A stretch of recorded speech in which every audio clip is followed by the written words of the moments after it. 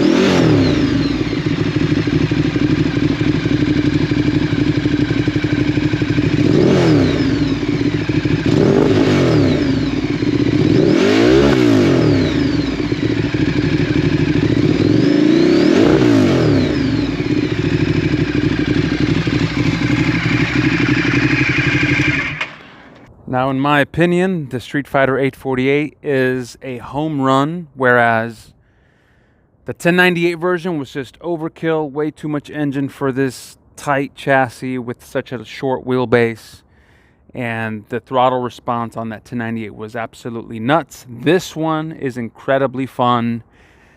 Almost too much power, almost too much acceleration, but it's not. It's easy to use, handles well. The chassis doesn't get all twisted up with too much power like the 1098 version. So yeah, thanks for watching guys. You know where to find me.